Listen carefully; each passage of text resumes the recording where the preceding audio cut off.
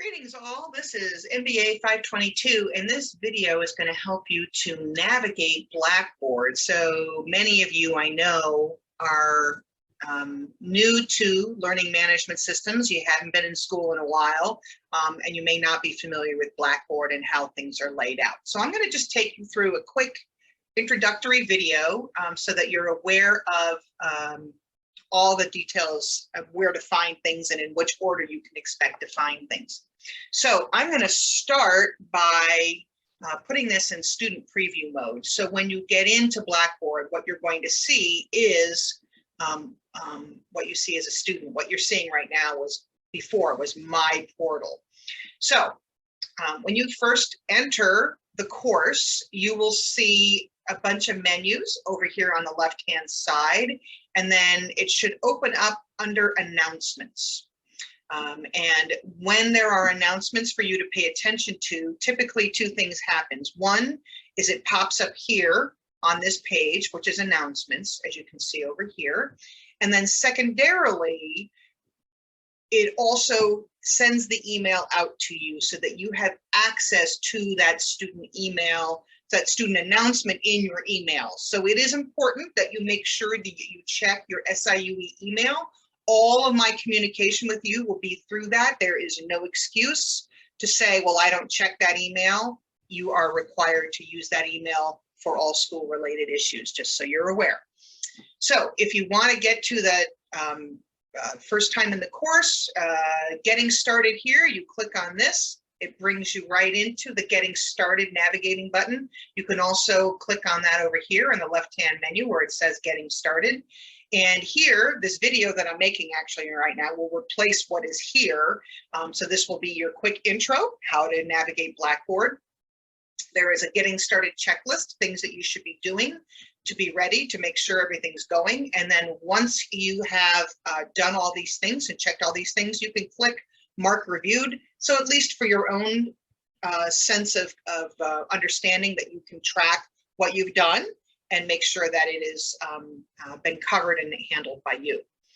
You'll have a list of our program learning goals. And what I try to do throughout the course is let you know how the things that we are going to review in the course are related back to the program learning goals. Here is a course intro, which I will be re-editing for the purpose of this summer.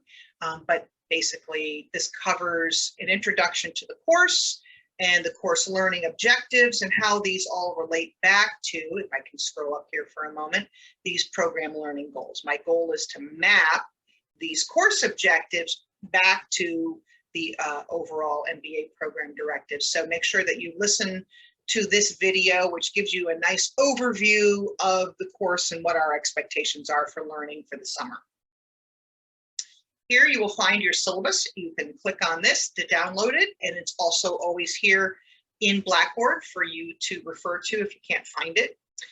Here are the two major investments. One will be the digital book, Framing Decisions. It is available for free digitally, but you can also get it through the bookstore if you want to. And I believe there's a textbook rental fee for that, but you'll have to check with textbook services. Typically, I make sure that I have both available to you, and I will double check with the bookstore to make sure that that's available to you. So you've got Framing Decisions and your Harvard course pack.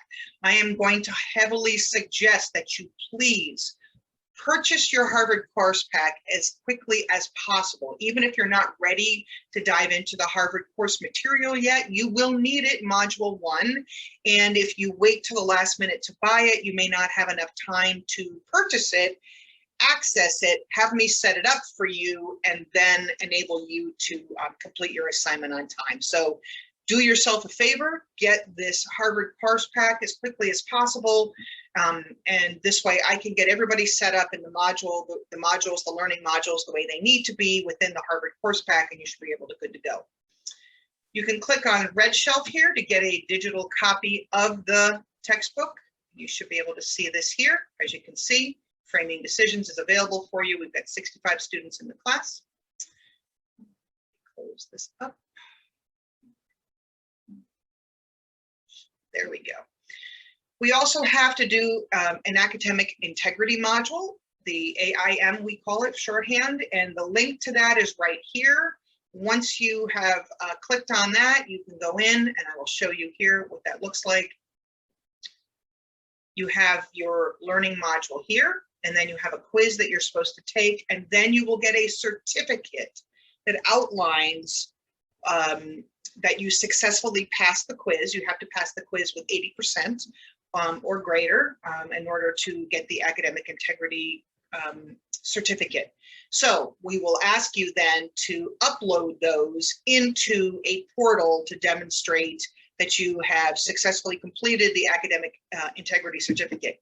Now, you have other classes in the MBA program that may not require you to take the integrity module, but they need to see that you have successfully completed it in other classes. So make sure that you download and save that integrity certificate so that you have it available for you in a folder on your computer. So if another instructor is requiring it of you, then you will see it. It is required in this particular class, MBA 522, but not every instructor will require it. But you have to make sure that you have it done, and you're going to see faculty intermittently across the curriculum.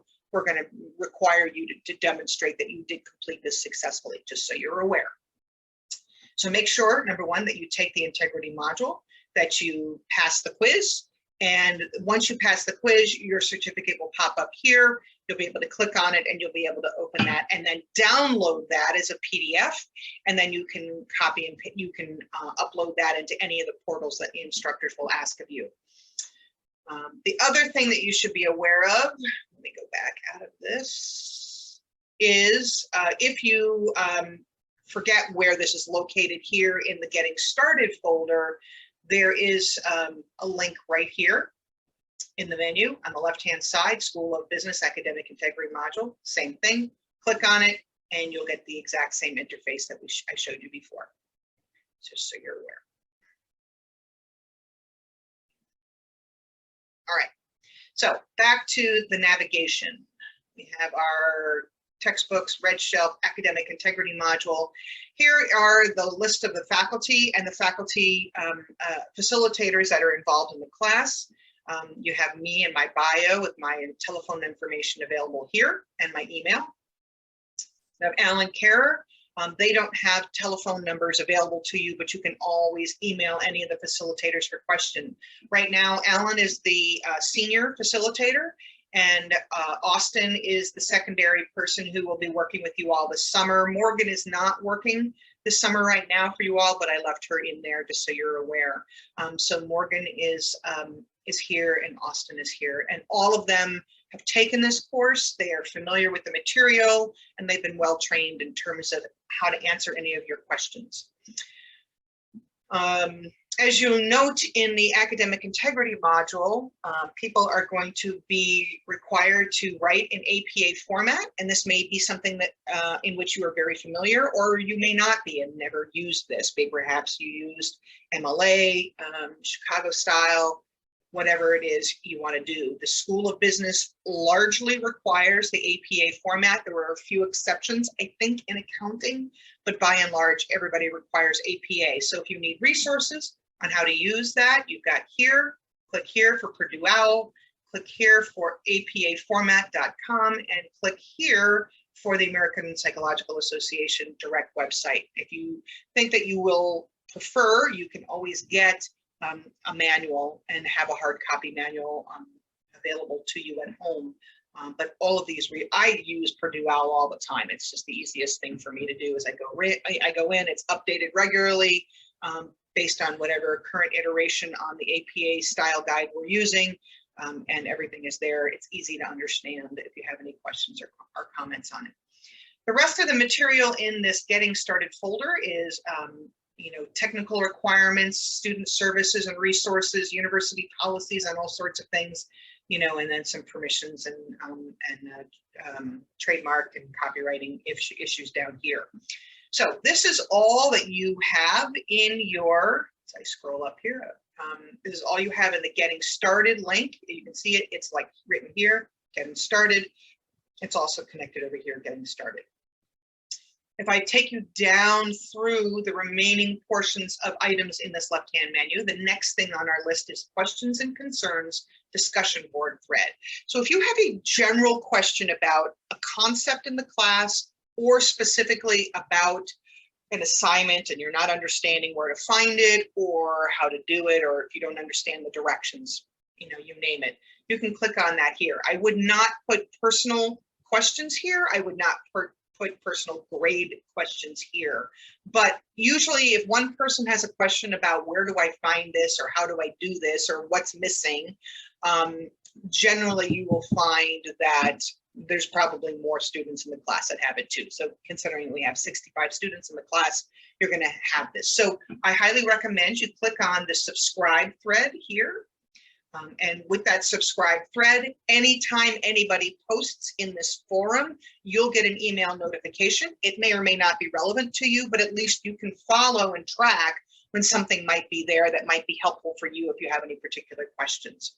So all of that is available there. So going there. Moving our way down the menu again, we have course content.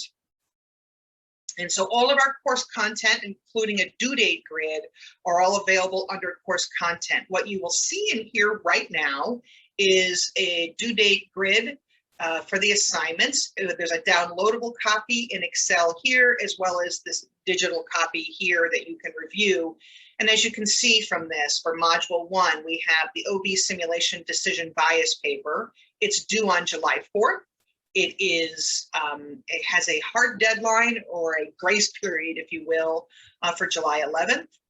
So if you want to keep track with the class on a weekly basis, always pay attention to the soft deadline, which is here and here and here, and all of these deadlines down here to track you. This tells you what happens if you submit it after the due date. You'll get a 0.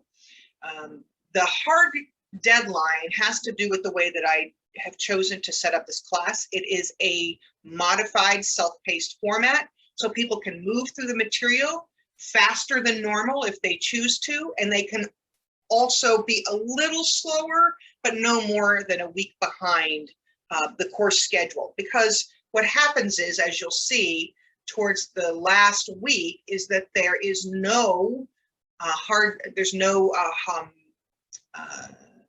soft deadline for Module 7, simply because the soft deadline and the hard deadline are the same. We have a very limited week in Module 7. It's only from Monday to Friday where the work has to be completed. So it's absolutely imperative that you stay on top of that work. Otherwise, you're going to be doing all of Module 7 work in a very shortened period of time.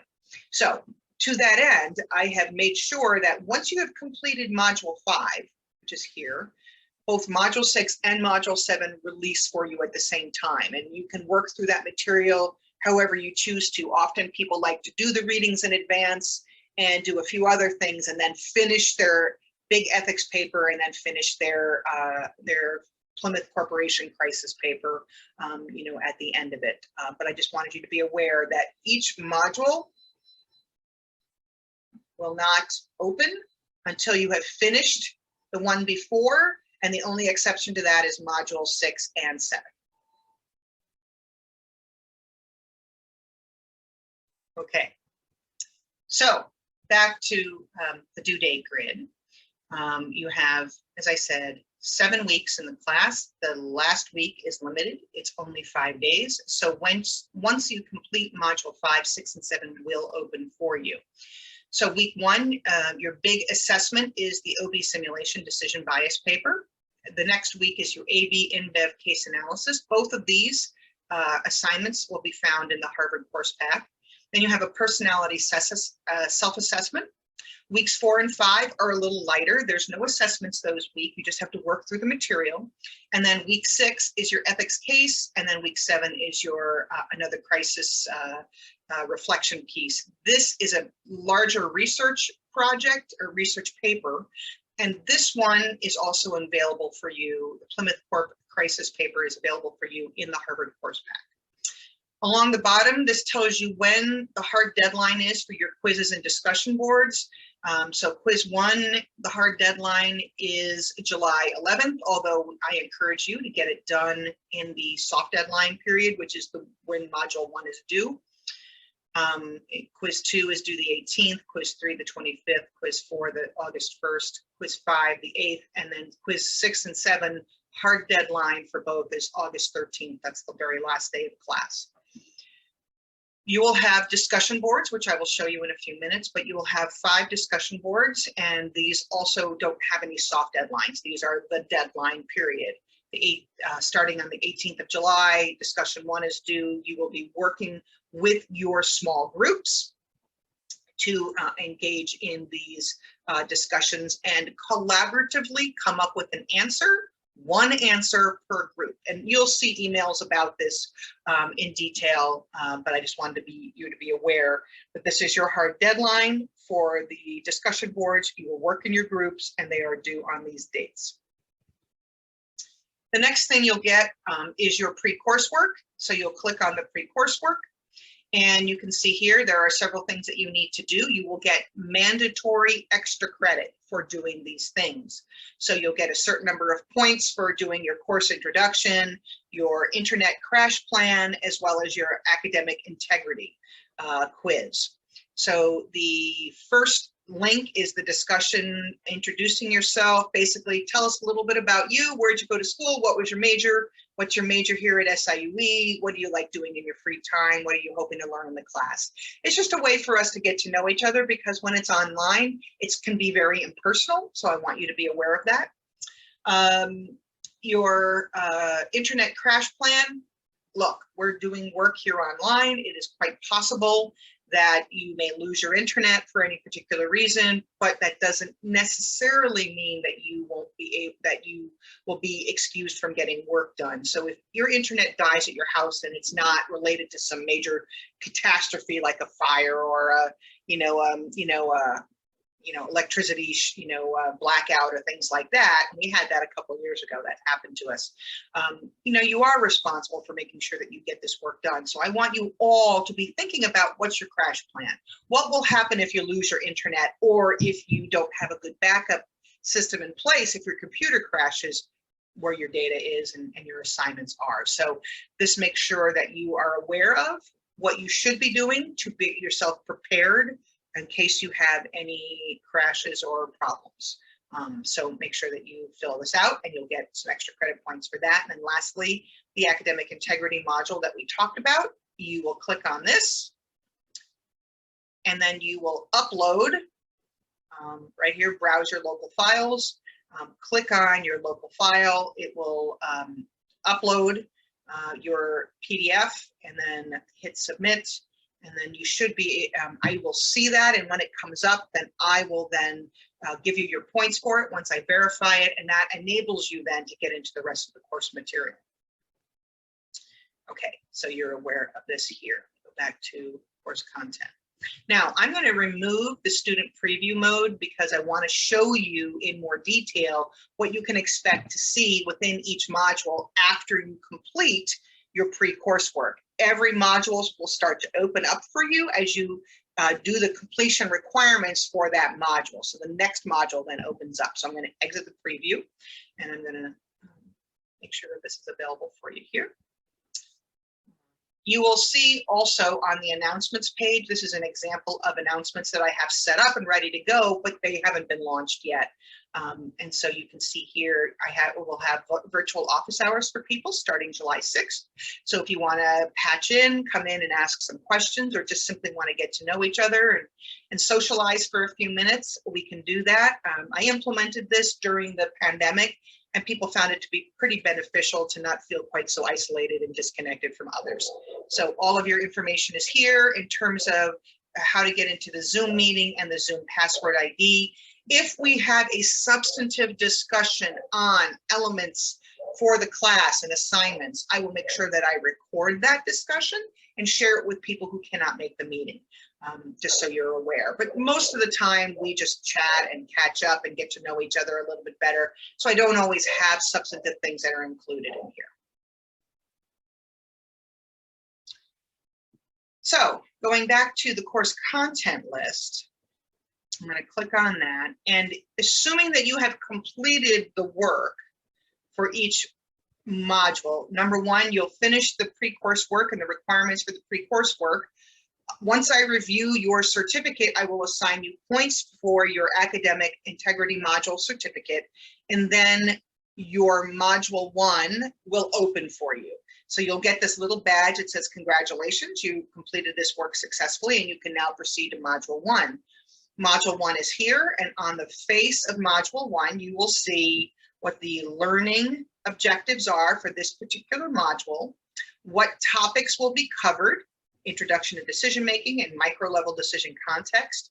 You will talk about the module 1 assignments when they're due. They're all due July 4th. But because this is a modified self-paced course, you will have the following hard deadline to complete all your assignments to ensure you don't fall behind. And that would be your organizational behavior simulation, judgment in a crisis, the decision bias assignment. That hard deadline is July 11th. And then quiz 1, also hard deadline, July 11th.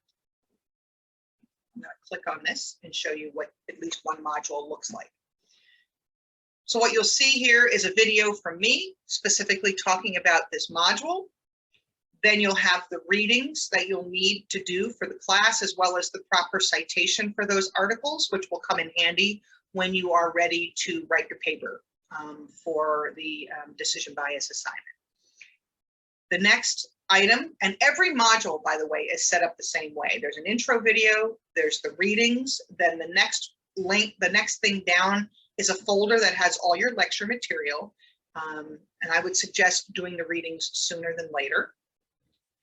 So there's a bunch of different things to listen to. These are sort of interesting little supplemental videos. And then here are 2 folders, and within each folder, these are subfolders, of course, are smaller, the PowerPoint for the lecture, as well as the smaller chunks of information. So you can sit down and spend 15 minutes or 20 minutes listening to part of the assignment, but not having to feel like you've got to commit multiple hours and then have to figure out where you left off and how to continue on. So, so we broke these down into smaller chunks, making it significantly easier for you to be able to access the material. So we've got 4 parts that you will be needing to complete all the readings and things for module 1.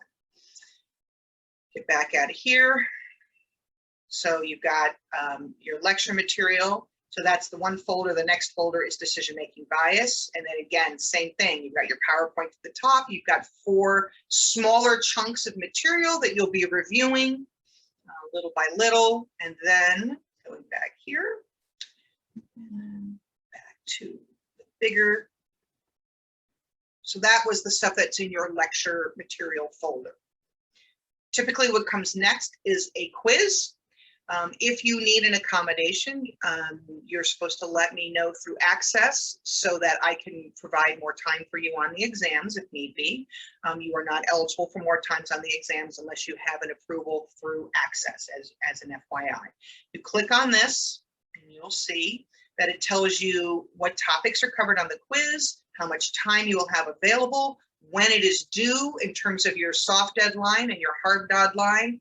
And it gives you instructions on how to complete this. The clock continues to run. As soon as you hit begin, the clock runs. So you could exit and get back out and go back in again, but your clock is still timing down, just so you're aware. So that's the quiz there. And then the last thing is module 1 assignment. And again, this gives you a description of the assignment, what you can expect, when it's due. We'll click on this here, and this tells you the information that you need to complete the assignment. So here is a supplementary piece that I need you to complete before you do the simulation. So have that, first of all. Second of all, the OB simulation, judgment in a crisis or decision bias assessment, gives you a description of the assignment, what I'm looking for you to write up in your reflection piece. And then you should be aware that this here is how you access the journal portal to submit your assignment. So you see the little spiral notebook here. That means that's a journal entry. And that's where means you can click on this hot link. You'll see that right there. That opens it up. And then the instructions are repeated here, but you click over here, create a journal entry, and then I want you to copy and paste your assignment in there. Do not attach a document, because think about it. We have 65 students, and if every single student attaches a document, we have to download it, open it up, read it, and it makes it really difficult for us to be able to manage our space in our computers. And so I'm asking you all to please only write within your journal entry text box. For example, I just clicked on the create a journal entry. Don't attach anything, just submit everything, copy and paste it in here. I'm not worried about formatting. Sometimes formatting gets a little hanky. Don't worry about it. My goal is simply, I need to be able to read it here in this text box no matter what. Do not attach anything to the document, please. So let me back out of here. And you can save that as a draft, by the way, if you want to go back to it and do whatever you need to do. All right. So here is the journal instructions. Let me go back once more. Here and here. So all the instructions for the assignment are here, and then I have included here a basic rubric for the assignment so that you are aware of what we're expecting in terms of quality of work in order to achieve a certain grade. And this should be fairly straightforward. If you don't understand it or if you're unclear, just let me know and we can make that work. All right, so back out here into Module 1. So now we've reviewed the intro video, the readings. Some of them are downloadable, like this one and this one. Usually these little accessibility icons will tell you that it's downloadable. This is from the textbook, which you already have, and it's not downloadable. That's in the red shelf, or you can, as I said, you can get the hard copy from the bookstore. Textbook rentals. Our lecture material is here next. The quiz is next. And then if there's an assessment in a module, the assessment will be here. And then there's a summary here. In order to proceed to Module 2, you have to complete the following actions. Mark reviewed for your for the folder.